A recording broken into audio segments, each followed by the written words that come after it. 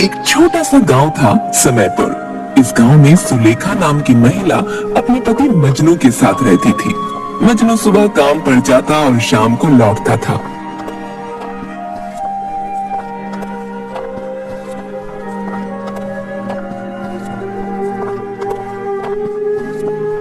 वो अक्सर उसके साथ झगड़ा करता था। तुम आजकल घर पर बिल्कुल ध्यान नहीं दे रही हो। ध्यान नहीं देती तो आपको सब कुछ अपने हाथ से करना पड़ता, फिर यूं बैठकर भाषण नहीं दे रहे होते। कल जो 50 रुपए दिए थे, दो, कुछ काम है। मेरे पास नहीं है। क्यों, कहाँ गए? कल ही तो दिए थे। सामान आ गया, मैं पूरे सप्ताह की सब्जियां ले आई। अरे दिमाग ठीक नहीं है क्या तुम्हारा? है? इतनी सब्जियां एक साथ लाने की क्या जरूरत थी? है? मुझे तुम कटोरी भर सब्जी नहीं देती तो ये आती किसके लिए है? आपको नहीं देती तो क्या मैं खुद खा जाती हूँ? ये जो तोंद है ना आपकी, ऐसे ही नहीं बढ़ रही। देखो तुम मेरे पेट के बारे में कुछ ना कहा करो, नहीं तो क्या?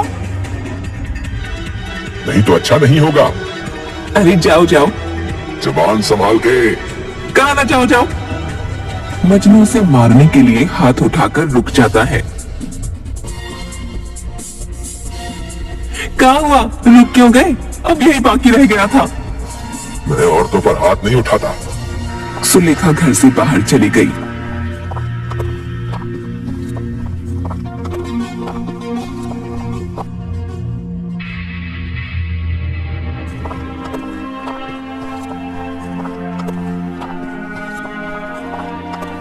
मजनू काम से लौटा तो सुलेखा कहीं नहीं दिखाई दी। अरे सुनती हो? कहाँ हो तुम? कोई आवाज नहीं आती। अरे कहाँ हो तुम? जल्दी से पानी लेकर आओ। कोई आवाज नहीं आई। मजनू रसोई में जाकर देखता है, वहां भी कोई नहीं था। फिर वो घर के दरवाजे के पास आकर वहां से गुजरती हुई एक औरत से पूछता है, भाभी, आपने सुलेखा को कहीं देखा है क्या? नहीं भैया, मैंने तो उसे आज नहीं देखा। तभी एक आदमी भागता हुआ मजनू के पास आया। भैया वो भाभी भैया। हाँ भैया, तुम्हारी भाभी को ही ढूंढ रहा हूँ, न जाने इस समय कहाँ गई है। भैया वो भाभी वहाँ। कहाँ है बताओ। भैया आप चलो मेरे साथ। आप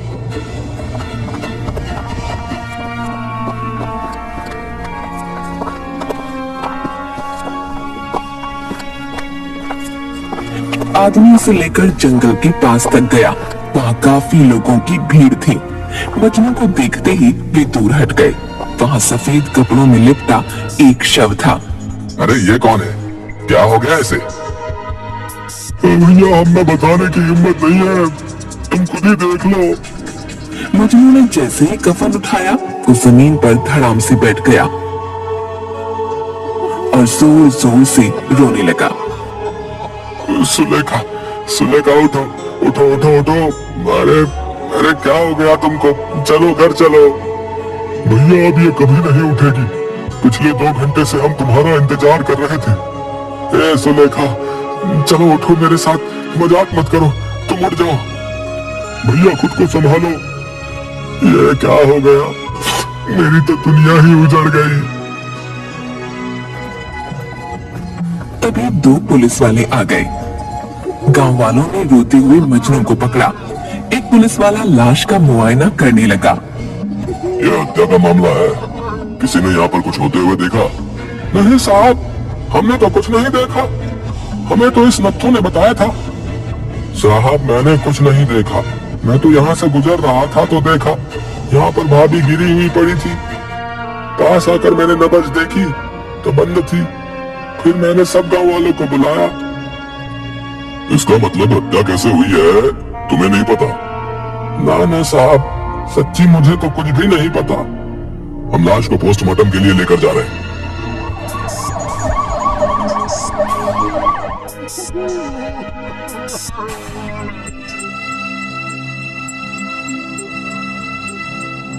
अगले दिन एक सिपाही मजनू के घर आया। अरे अचानक क्या हो गया तुमको? तुम मुझको छोड़ के कहाँ चली गई? मैं तुम्हारे बिना कैसे रहूंगा?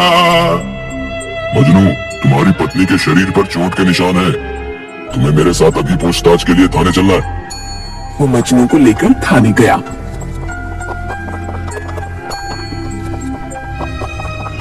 हाँ तो मजनू, सुलेखा नाम की जिस औरत की हत्या हुई है वो तुम्हारी पत्नी थी? जी साहब। किसने मारा उसको? किसी पर कोई शक मजनू? जी नहीं साहब, मुझे किसी पर कोई शक नहीं है। पर मुझे तो तुम पर है। सुना है तुम अक्सर लड़ाई झगड़े में अपनी पत्नी के साथ मारपीट करते थे। ना ना साहब, लड़ाई झगड़ा नहीं, छोटी सी नोकझोंक होती थी। अच्छा, इसी नोकझोंक में तुमने कल अपनी पत्नी पर हाथ उठाया था? साहब भगवान कसम, खाली हाथ उठाया था, मारा नहीं। सच सच बोलो, तुमने ही उसे मारकर जंगल के बाहर फेंका था ना, ताकि किसी को तुम पर शक ना हो?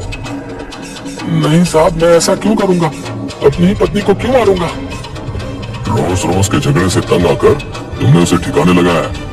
नहीं साहब, मैं सच कह रहा हूँ, मैंने नहीं मारा।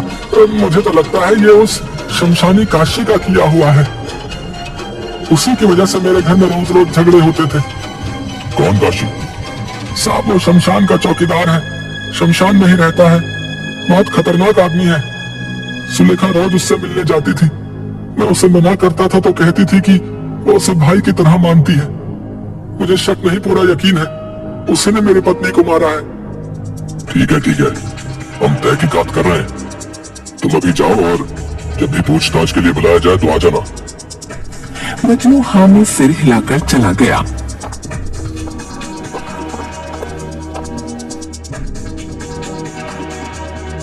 इंस्पेक्टर सिपाही के साथ शमशान गया। वहाँ किसी का अंतिम संस्कार हो रहा था और काशी कंबल और लाठी लिए एक कोने में खड़ा था। तुम ही काशी हो, इस शमशान के चौकीदार? हाँ मैं ही हूँ। हमें तुमसे पूछताछ करनी है। अरे कौन सी पूछताछ? आपका कौन मर गया? यहाँ तो सब अनंत में विलीन होने आते हैं। ओ, ज्यादा फिलॉसफी झाड़ रहा है? अरे अपनी फिलॉसफी अपने पास रख और जितना पूछ रहे हैं उतना ही जवाब दे, समझा? चल अब ये बता, मजनू की बीवी सुलेखा यहाँ पर रोज रोज क्यों आती थी? अब ये मेरा निजी मामला है, आपको क्यों बताऊं? अरे बाबले, ये खून का मामला है। उस औरत का कल खून हो गया, तुझे मस्खरी सूझ रही है? खून? मेरी बहन का खून? ये कब हुआ? किसने किया? अपनी ये नौटंकी बंद कर। पूरे गांव को पता है सुलेखा की हत्या हो गई और तुझे नहीं पता। तेरा ये ड्रामा ना हमारे सामने नहीं चलेगा। अब सीधा सीधा बता रहा है, नहीं तो हत्या के जुर्म में तू अंदर होगा। जी वो साहब, मैं शमशान में अकेला रहता हूँ और मुझे खाना बनाना नहीं आता। मैं यहाँ अकेला रहता हूँ, मुझे तो खाना भी नहीं बनाना आता। बड़ी परेशानी है। तुम्हारी इस बहन के होते तुम चिंता काहे करते हो? मैं हूं ना, मैं तुम्हारे लिए रोज खाना बना कर लाऊंगी। सच बहन? हाँ, काहे नहीं। पर भैया, मेरा पति बहुत कंजूस है, तुम्हें अपना खर्चा देना पड़ेगा। हाँ बहन, मैं तुम्हें 200 रुपए दे दिया करूंगा। 200 रुपए तो 10 दिन भी नहीं चलेंगे। ऐसा करो तुम 500 दे देना, बाकी मैं देख लूंगी। सुलेखा बहन मुझे रोज यहाँ पर खाना देने आती थी और उसके बदले में मैं उन्हें महीने के 500 रुपए देता था।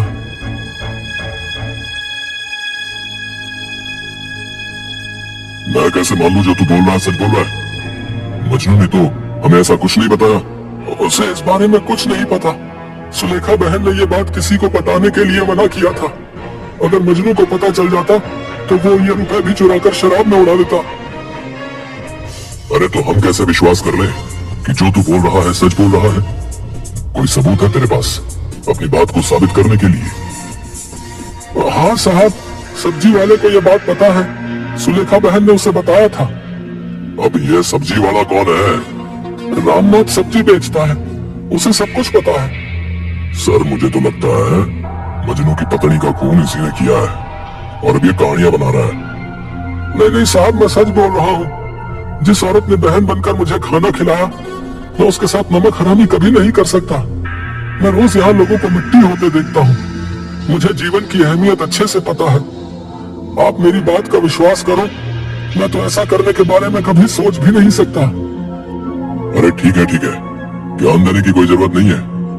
हम अभी तहकीकात कर रहे हैं, देखते हैं क्या सामने आता है। लेकिन जब तक हमारी तहकीकात पूरी नहीं हो जाती, सुलेखा का हत्यारा पकड़ा नहीं जाता, तब तक तू इस गांव के बाहर नहीं जाएगा, समझा?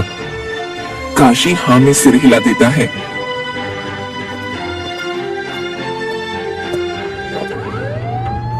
सर आप मेरी बात मानिए तो मुझे लगता है सुलेखा का हत्यारा ये काशी है। ये कहानियां बनाकर हमें गुमराह कर रहा है। ना, जो आदमी रोज लोगों की चिता जलते हुए देखता है, उनके परिवार वालों को रोते तड़पते देखता है, वो ये काम नहीं कर सकता। दोनों रामनाथ सब्जी वाले के पास पहुंचते हैं। भिंडी, करेले या गोभी ले लो, मटर ले लो। अरे तू ही है रामनाथ? जी साहब बताइए, कौन कौन सी सब्जियां दूं?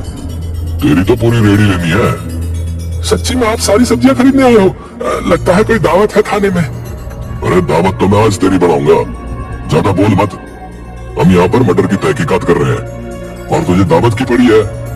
तू मजनू की पत्नी सुलेखा के बारे में क्या जानता है? रामनाथ घबरा जाता है। अरे अब क्यों साहब सुन लिया?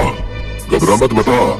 साहब सुलेखा भाभी तो बहुत अच्छी थी, मुझसे रोज सब्जी लेकर जाती थी, हाँ पैसे पूरे नहीं देती थी। तू काशी और सुलेखा के बारे में क्या जानता है? वो उसके लिए खाना ले जाती थी, भाभी ने खुद मुझे बताया। सब्जी ले लो, भिंडी ले लो, तोरी। भैया भिंडी और तोरी दोनों 1-1 किलो दे दो। क्या भाभी, आजकल रोज इतना सब्जी है? क्या बात है? अब तुमसे क्या छिपाऊं भैया, वो शमशान वाले काशी भैया है ना, बेचारे खाने को लेकर बड़े परेशान रहते हैं। मुझसे देखा ना गया तो मैंने कह दिया मैं बनाकर दे दूंगी। बढ़िया भाभी, तुम तो पुण्य कमा रही हो। एक बात बताओ, तुम्हारा कंजूस पति कुछ कहता नहीं? वो क्या कहेगा? सुनो, मुझे सब्जी थोड़ी सस्ती दे दिया करो, वो काशी मुझे बस महीने के 500 रुपए ही देता है। उन्होंने ये बात किसी को बताने के लिए मना किया था।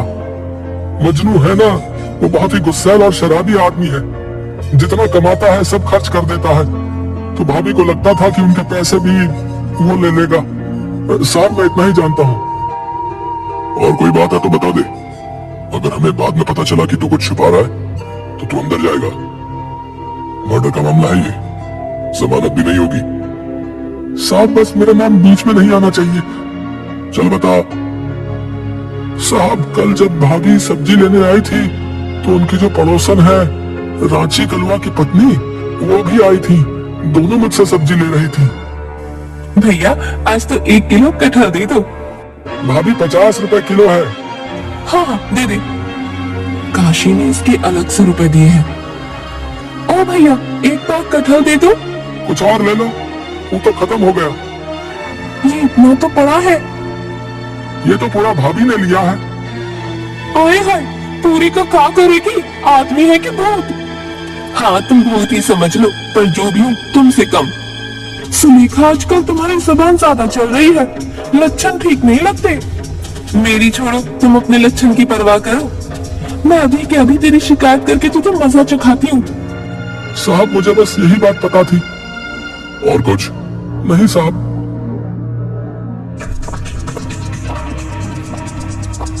इंस्पेक्टर उसे जोर से 3 थप्पड़ लगाता है। कौन इसी ने किया? अरेस्ट कर लो इसे। सिपाही उसे अरेस्ट करने लगा। साहब मुझे छोड़ दो, मैंने कुछ नहीं किया। चल कहानी पूरी कर और सच बता। शायद रांची ने जाकर मजनू से भाभी की शिकायत कर दी और वो वहां आ गया। तुम मेरा पैसा अपने उस भाई पर उड़ा रही हो? मैंने मांगे तब तो नहीं थे। अरे भैया ऐसे कहा बोल रहे हो? काशी तो भाभी को पूरे 500 रुपए देता है? तुम उससे भी रुपए लेकर खा जाती हो। चलो दो मुझे सब रुपए। ये मेरी मेहनत की कमाई है, मैं नहीं दूंगी। अरे तुम दोनों जाओ यहाँ से, यहाँ झगड़ा मत करो। दोनों में हाथापाई होने पर सुलेखा का सिर सब्जी की रेहड़ी के कोने से टकरा गया और उससे खून की धारा बहने लगी। मजनू ने उसे उठाने की कोशिश की पर उसने दम तोड़ दिया। अरे भैया ये क्या किया तुमने? अरे भैया कुछ नहीं, अभी अस्पताल ले जाता हूँ, ठीक हो जाएगी। तुम अपना मुंह बंदी रखना, इसी में भलाई है। साहब उसके बाद खबर मिली कि जंगल के पास भाभी की लाश।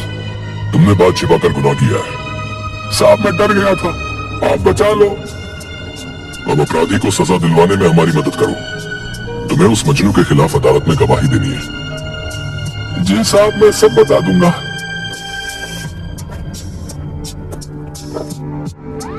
सर, आपको शक कैसे हुआ कि रामनाथ कुछ छिपा रहा है? उसने बात अधूरी छोड़ दी थी, पूरी नहीं की। रांची किससे सुलेखा की शिकायत करने गई, बस इसी बात पर मैंने हवा में तीर छोड़ दिया और वो सीधा निशाने पर लगा।